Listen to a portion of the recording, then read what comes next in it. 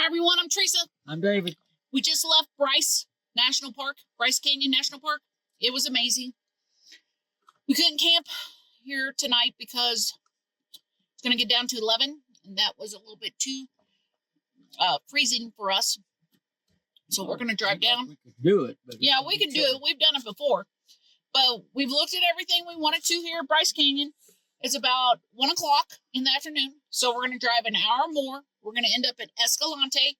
We are going to camp at Hole in the Rock Road. Supposed to be some dispersed camping there, so we're going to check that out.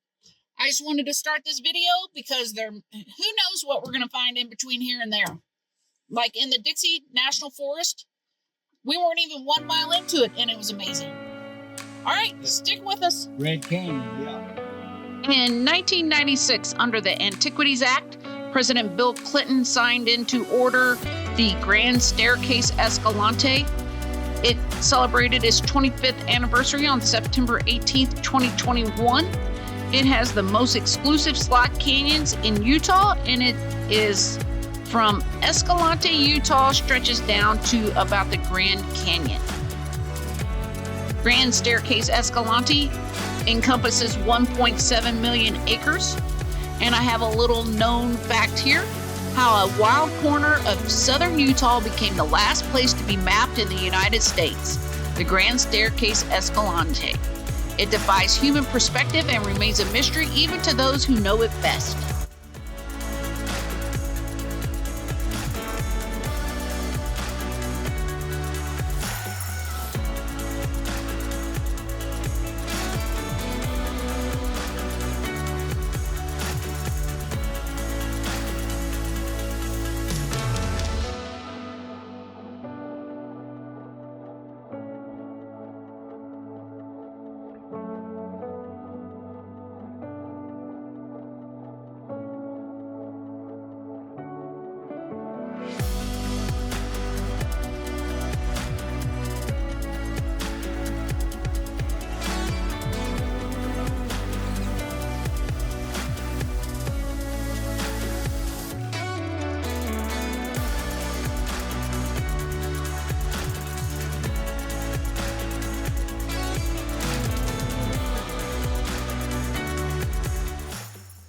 We're up on a scenic overlook, Scenic Highway 12.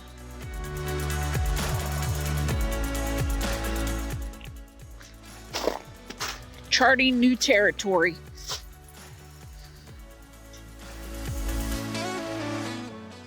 John Wesley Powell with the Paiute Indian chief.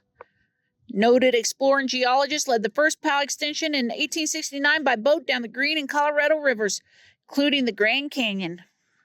Here's what I was talking about. The different layers. All right, Dave, what'd you find out? Santa Ana Peak is right up there, almost 9,300 feet. That's the highest point on this road. And I already forgot what that peak was. It was like 9,500 or something. All right, we're heading down to Escalante. All right, we are here. We have entered Escalante. Town looks like it's pretty quiet. Motel. They got outfitters in here. People take you down to the Grand Staircase.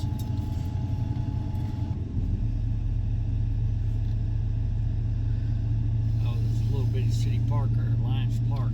$3.19 for gas. That's not too bad at the Phillips 66. They have a Family Dollar. Actually, I didn't go that far out of town. All right, we turned off of the highway, and this is the first gravel road on the right. Hole in the Rock Road. There are numerous dispersed camping spots in here.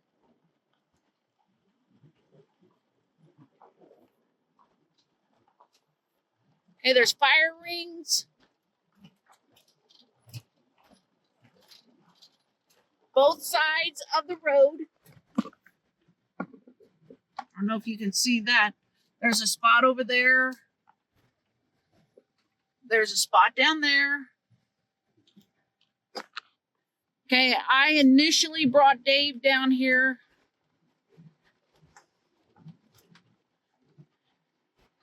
to check out this spot right over here because I thought we could use those trees as wind block. But then we kept coming. There's a spot right there. There's spots all the way down this road.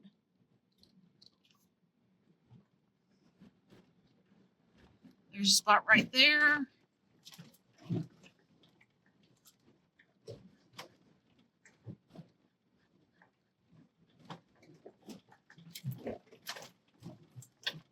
So we came back here to this little spot.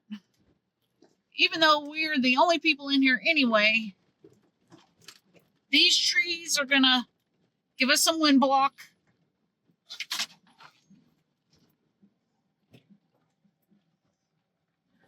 And check out that view. These are called Bentonite Hills. This is where we're camping. All right, we did pick out our camp spot. It's down Hole in the Rock Road. It's right over there. We'll show you. But here is the little gist of it. The pioneers had overcome immense obstacles to reach the Colorado River. They had to try to find a way through. March 1879, Mormons from Cedar City were called to their church to settle on the San Juan River Basin, southeast Utah. Since no direct wagon routes connected the two regions, leaders of the San Juan Mission decided to create a shortcut. That fall, 234 men, women, and children set out in 83 wagons loaded with their worldly possessions. From Escalante, they traveled southeast, building a road through incredibly rough terrain. When they finally glimpsed at the Colorado River, it lay 1,800 feet below them. Undeterred, they set about to blast in a trail down the steep crevice. On January 26, 1880, the first wagon descended the 25 to 45% grade of the Hole in the Rock. By February 1, all 83 wagons had reached the river safely. And there is some pictures of what they did. Back in Escalante now, we're going to the Hole in the Rock Heritage Site. Let's see what's all about. This is all about. All right. We have no idea if there's a building here, if something is open. If it's a building, I have a feeling it's closed because I don't see any other cars unless it's in the back. But we'll see. All right, this little kiosk is kind of like what I already read. They've got a wagon. And then over here on the wall, they have a picture or two.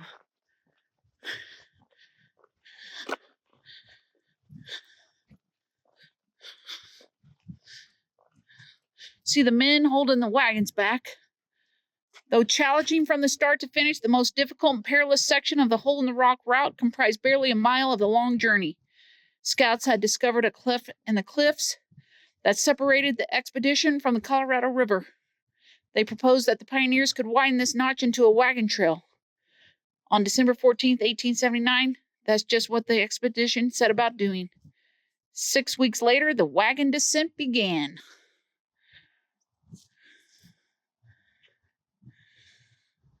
Look at that. Joseph Stanford Smith worked hard along the precipitous Hole in the Rock trail, guiding wagons over the river. Towards the day end, he received word that all 40 wagons from the encampment at the top of the hole were safely down. But Smith couldn't find his own wagon among those gathered at the river. Climbed back up to the top where he found his wagon and family waiting, seemingly overlooked. The town of Escalante was just 3 years old when it became the departure point for an even deeper probe into the wilds of southern Utah, the Hole in the Rock expedition. Families called by the Mormon Church to be part of the mission traveled to Escalante, the last settlement on their journey. Here they repaired wagons, rested, and bought potatoes, molasses, flour, and other supplies. Most who see the Hole in the Rock firsthand are astonished that the pioneers traveled that route even once. Yet settlers continued to use that road for at least a year, driving both up and down the hair-raising hole. 1881, Charles Hall found a more accessible route across the river 20 miles upstream, a site known as Hall's Crossing. Here's a first-hand account from Elizabeth Morris Decker. It's about a mile from the top down to the river, and it's almost straight down. It nearly scared me to death. The first wagon I saw go down, they put on the brake, rough locked the hind wheels, and had a big rope fastened to the wagon and about 10 men holding back on it, and they went down like they would smash everything. I'll never forget that day. When we was walking down, Willie looked back and cried and asked me how we would ever get back home. Well, y'all aren't going to believe this, but they have a campground behind the Heritage Center. And every little camp spot's got a name. Picnic table. And water. And water. Fire ring. I haven't seen a fire ring. Well, some of them got fire rings. See the metal thing right there?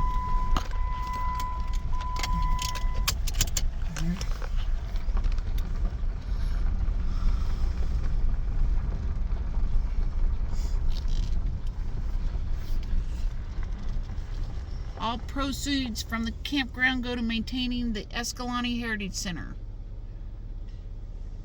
I don't see a price. All right, looks like the BLM office is closed. It's Saturday. So. It is a Saturday. See what other kind of literature they got around here. Yep, they're closed. Here, let's see what this says. Hikes, Escalante Petrified Forest, Posey Lake Overlook, points of interest. We just did that. We've been driving on that. We might drive that. Lower Calf Creek Falls. We're going to go and look at that. Hole in the Rock Road, that's where we're staying. 6 miles from the turnoff from here, but then it's 56 miles to the end.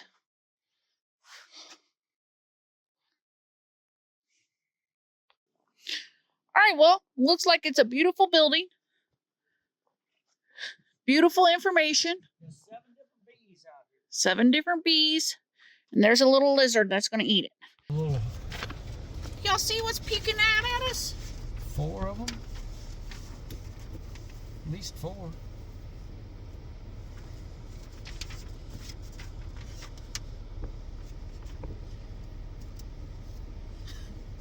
It's 100-foot elevation in 2 miles.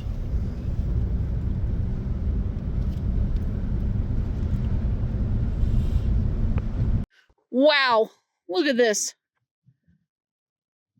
That's the highway we're going to be. See the highway?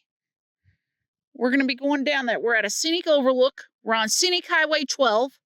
Scenic Highway 12 was built by the Civilian Conservation Corps, building the $1 Million Road.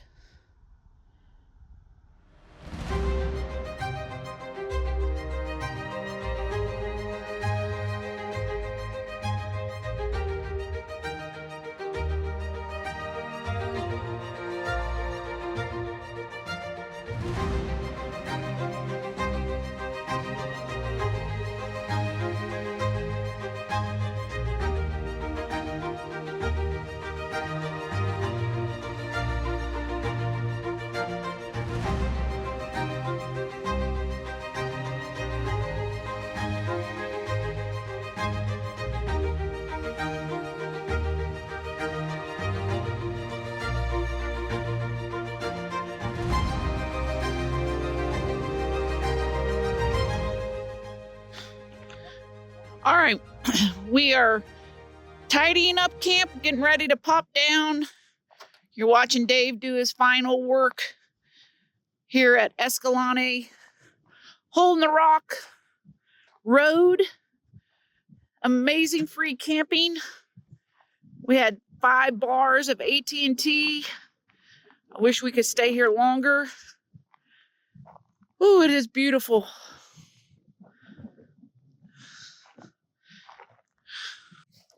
All All right, Dave, hate to interrupt you, but let's go ahead and put an end to this video. Here at Escalante, Hole in the Rock.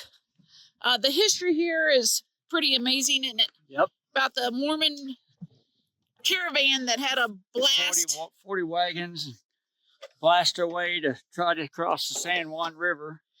Thought it was going to be a shortcut, but a 40% grade, using horses and men to try to hold wagons backs and ropes and stuff. This spot right here at Escalante is just about halfway in between Capitol Reef National Park and Bryce Canyon National Park. Yep. This has been a real good spot for us. We're going to move on to Capitol Reef now, heading up into Torrey. Scenic Byway 12 is absolutely amazing.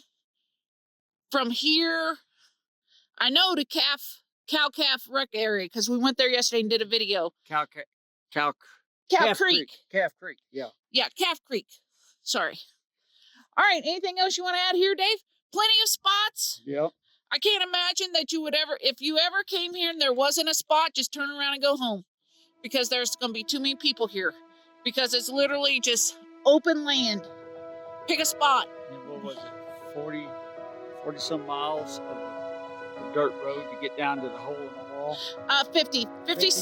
56 minutes to get, if you drive from the road where we turned off, yeah, all the way down that gravel road, yeah, 56 miles to see where they blasted their way through.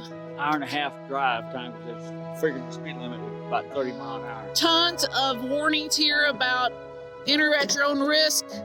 If it starts raining, you can be flooded in for a day or two. Yep. All right, well, we love this spot. There's a YouTube video about 2013, a guy got caught. It says crazy flash flooding. Yep, not us. Not gonna be us. All right, we're having a great trip. Check out our playlist. We've been away from home now. I think this is What's the date? 23rd? Day 14. Yeah, yes. Day 14 away from home. Left on the 10th, yeah. So we're just making our way up to Capitol Reef, and then we're going to go to Green River, over to Moab, Yep. Canyonlands, Arches, Mesa Verde, Great Sand Dunes National Park still to come. Yep. Okay, so check out our movie playlist. All right. Anything else, Dave? Nothing I can think of. All right. America's beautiful. Get out and see it. Like and subscribe if you want to. We'll see you on the road.